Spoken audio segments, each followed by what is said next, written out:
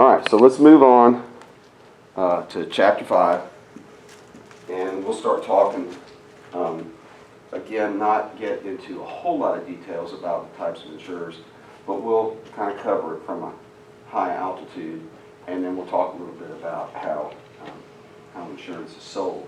And there's a lot of legal information that goes into the marketing of insurance, and so we'll get into some of that. And these are questions that you do see on the insurance exam. When you're going to take the various insurance exams, you'll see some of the questions that are in this chapter.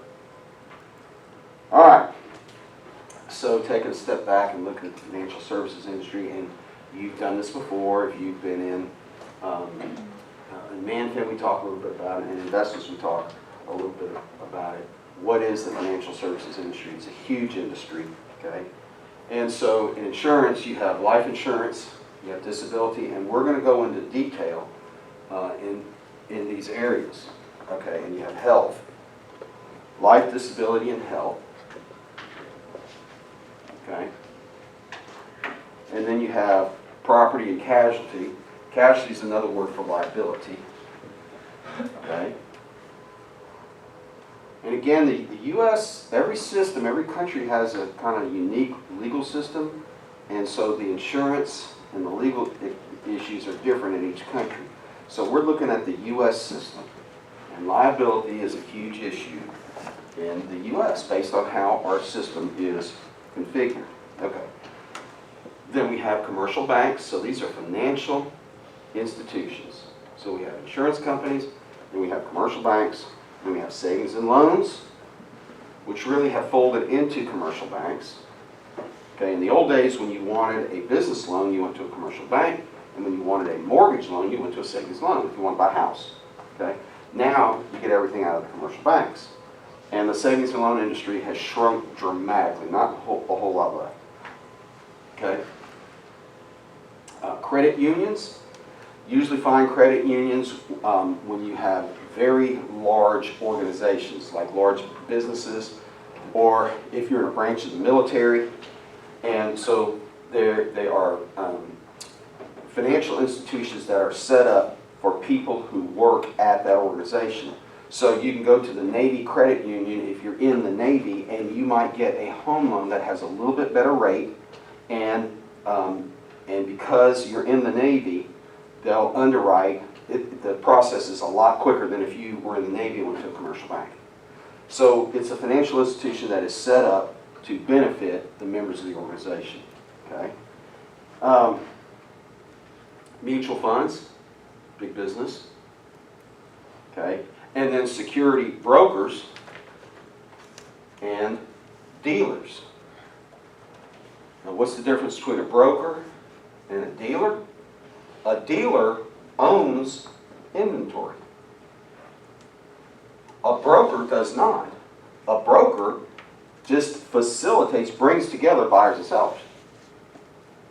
Okay? So a broker gets a commission for having a transaction done, but a dealer actually buys inventory at one price and sells it, hopefully, at a higher price. Okay? That's the difference between a broker and a dealer.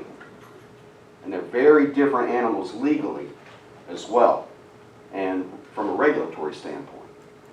All right, and then private and state pension funds. These are retirement plans. Okay? The largest retirement plan in most states, private or government, is the teacher retirement fund. Arkansas, it's like 23 or 24 billion. The second largest retirement plan in the state is probably Walmart. The third largest retirement plan in this state is the state employees retirement plan. Now, I managed money. They had 15 billion when I managed for them. I managed the fund of about 110 million for them. All right, and then other government-related financial institutions like Ginnie Mae and Fannie Mae, these are housing agencies. Okay, so these are all part of the financial services industry. And if you get a degree in finance, these are all likely places where that need your skill set. Okay? All right. So let's take a quick look at how the assets are allocated. So commercial banking has the largest share of assets. Okay? And these are trillions. And so banking here, then securities, the securities business, and then pension funds, retirement plans, and then insurance is way down here, which that surprises me that insurance is actually less than retirement plans. I kind of figured that it would be flipped because insurance is a very, very big business. And insurance includes some pension plans. Okay? We're going to take a quick look at annuities in this course if we have time. But I will tell you this about an annuity. A guy, one of my clients called me, and when he came to me about 8 years ago, he and his wife, they have a son who was working for a wealth planner, a wealth management guy who came from the insurance industry. And they had bought a $500,000 annuity. And they had $1 million that they gave to me, but they put $500,000 into an annuity, and they got a call yesterday from the agent who sold them the annuity, who was no longer in the business, and he was going through and calling his clients and warning them that the company that had written the annuity is in financial difficulty. So an annuity is a contract between an investor and an insurance company. Insurance companies sell annuities. Brokerage firms sell them too now, but they are underwritten by insurance companies. And it's a promise. You give me your money and I'll give you a certain amount of income each month after you reach a certain age. And they say no matter what this market does, we're going to give you a certain amount of income. Okay? Anybody seen Tommy Boy? Okay? You remember what Tommy and his dad said about a guarantee. Okay? But putting it in a nice way, a guarantee is only as good as the person who makes the guarantee. And if the company who guarantees you the income, okay, goes belly up, then that guarantee disappears. And the government's not going to step in and make it right. Okay? So you're taking your chances with it. And that's, he was calling to tell them and tell me, you need to get them out of that annuity. Well, that's nice for him to say because when he signed them up, he made $50,000 commission on that annuity. That was a good day for him. All right, changes including I'm going to move this to the previous chapter. How many more times do we need to see this? Two types of consolidation or changes, mergers going on in the industry. One is consolidation, so the number of firms has declined due to M&A, and then convergence. So consolidation is when you're in the same business and you buy somebody else. Convergence is when you buy firms that sell something that you don't sell. And it's on the test. These two terms, they're on the test that includes chapter 5. We only need to say it once. Okay? So understand the difference between consolidation and convergence. Unlike the author here, I don't get paid by the word. All right. Everybody up to date? Time to move on. Isaac gives me the thumbs up. Okay. Okay. So let's look at the types of private insurance companies. And there's several types, but there are really only two types that matter. Okay. Well, I'm thinking of the corporate forms. So we have life and health, which back in 2010, this is the most recent data that we have, about 1,100 companies out there selling life insurance and health insurance. Okay? And there are more companies that sell life insurance than that sell health insurance. Okay? And a lot of these companies sell both. But it's really hard to be an expert. There's so much to know about each area that it's really hard. You don't want to buy health insurance from a life insurance guy. And you don't want to buy life insurance from a health insurance guy. When I say guy, I mean man or woman. Okay? There's just too much to know. So you want to make sure you're dealing with somebody who does this for a living all the time. All right. Life insurance companies sell annuities, like I just mentioned. They also sell mutual funds. Mutual funds are often inside of annuities, only they cost a whole lot more. The same mutual fund that's registered inside of an annuity, the management fee is about twice as high. And that's one thing I told my client.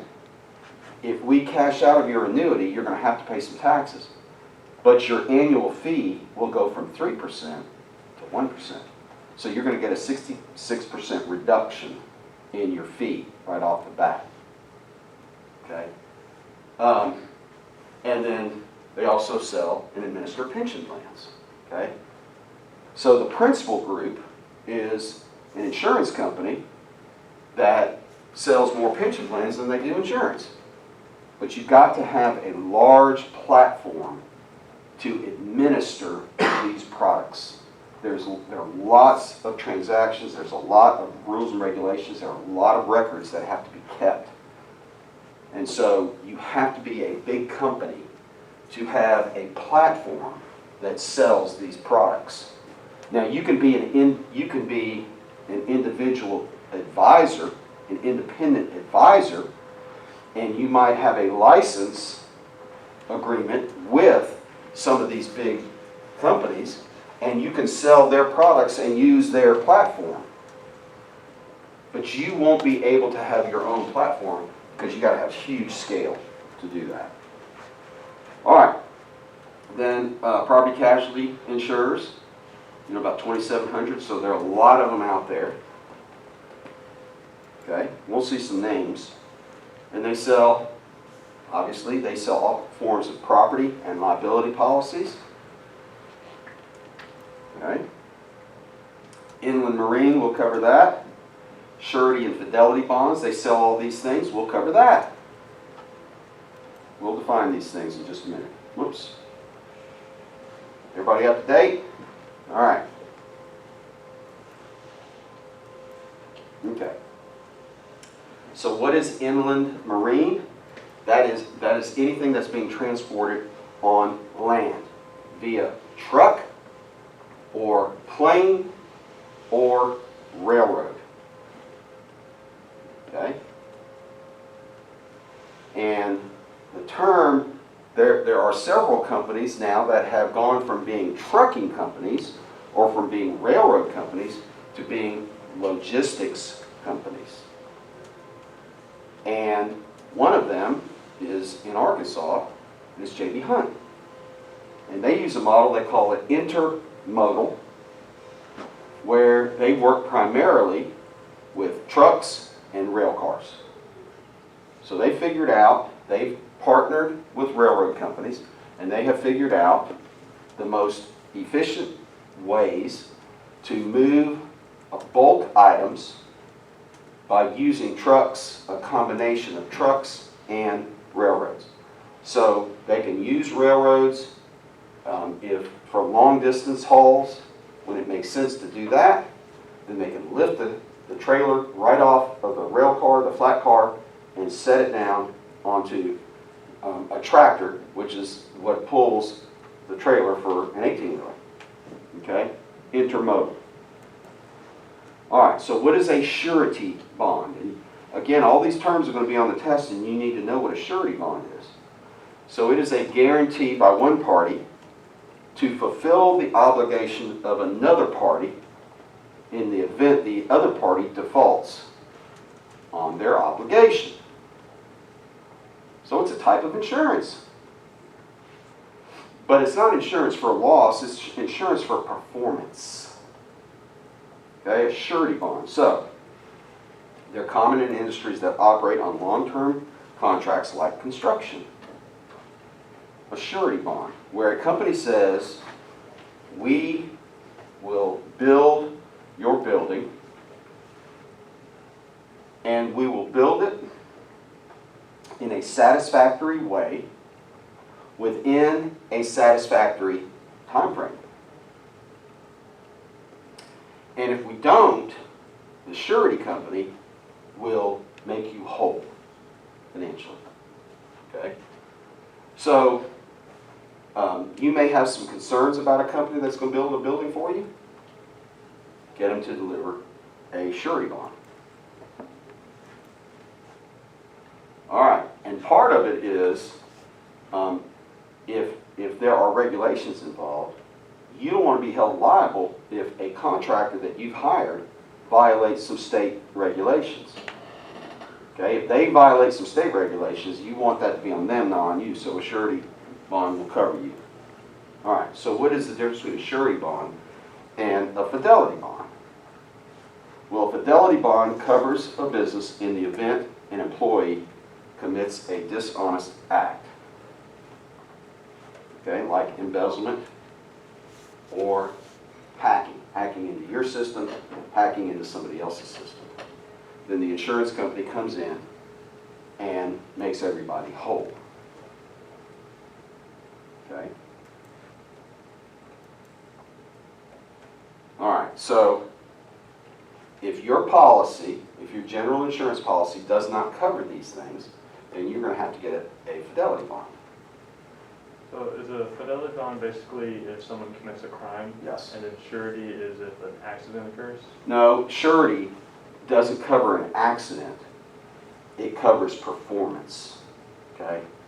So what they're saying is that the firm that you've contracted to do something is either going to do what they say they're going to do or will make you whole.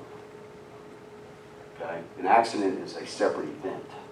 This is just about performance. And you get various forms of these when you do international business. Okay, so let's say that you come up with a product and you decided to have it manufactured in Belize, okay? And you don't know the company down there. But they said, oh, we'll make 100,000 of these units for you at $25 a unit. And so you pay them for it, but you don't really know them.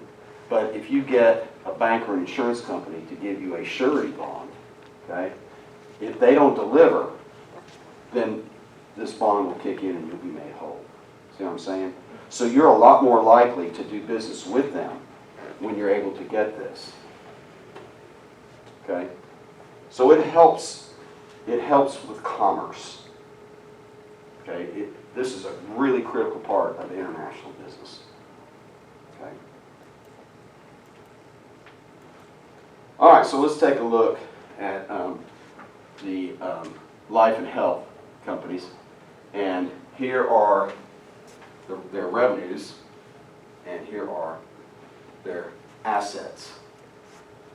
Okay, 730 billion in assets, and this is 52 billion too in revenue. All right, so whoops, that's not the way I want. So MetLife, okay, who's their mascot? Snoopy. Okay. Prudential, which is also a large brokerage securities firm. Okay. And then New York Life. And you probably, what's on their logo? The rock. Yeah, the rock. And I think it's the one. What was it, off the coast of Spain? Gibraltar. Anybody know anything about New York Life? Not really, but look how big the company is. Okay, 200 billion in assets. Y'all know who TIAA-CREF is? Okay, well I'll give you a hint. College, retirement, equity, fund, and this is I don't know what this is an annuity. So this is education. They specialize in retirement plans, 403B plans, and we'll talk about these plans. But these are retirement plans, 401k plans for teachers at different levels, from elementary school up to Harvard University, college. Okay, Mass Mutual. Here's Northwestern Mutual. Okay, life and health. So for a lot of their history, they've been life insurance, but they've really moved more into financial planning. But because of their history as life insurance, they use a lot of life products in their financial planning. Not a good model. Everybody knows Aflac, okay? There's that supplemental income. If you get injured, they don't pay your health care bills, okay? This is disability, okay? If you get injured or sick, then while you are unable to work and get paid, they'll pay you an income, okay? All right, oh, here's Principal, okay? Big life insurance company that makes more money selling retirement plans than anything. They administer more 401k plans than anybody on the planet. Them, Vanguard, and Fidelity. And Vanguard and Fidelity are mutual fund companies. And Principal is a life insurance company. Okay. Let's look at this here. So these are property casualty companies. And so here we go, State Farm. And the way they have it, these are the premiums. These are the revenues. And so let's go back, 65 billion, and that compares with 52 billion. Okay? Now, can you buy life insurance from State Farm? Oh yeah, you can. I don't recommend it because it's not, it's pretty pricey, okay? But the agents at State Farm get paid a commission, and if you have an agent at State Farm who does your house and your cars, and you like that agent, and you feel good about that agent, and it's a strong company, you might be willing to pay up for it. But when you start doing some comparison shopping, you can get better policies at lower rates from other companies. Okay? Who's the largest shareholder of Berkshire Hathaway? Anybody know? He's one of the wealthiest people on the planet. Warren Buffett. Warren Buffett. He started buying insurance companies as investments.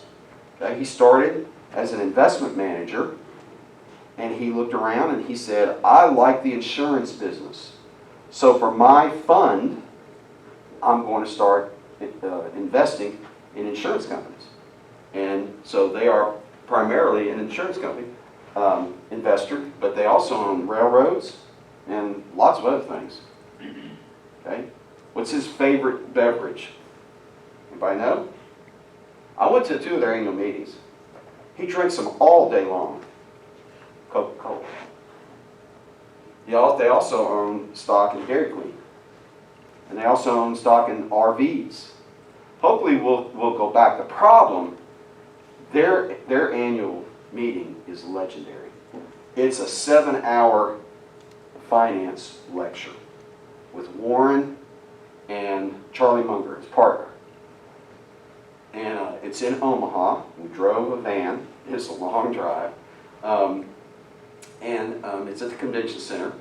And they have products from all the companies they invest in.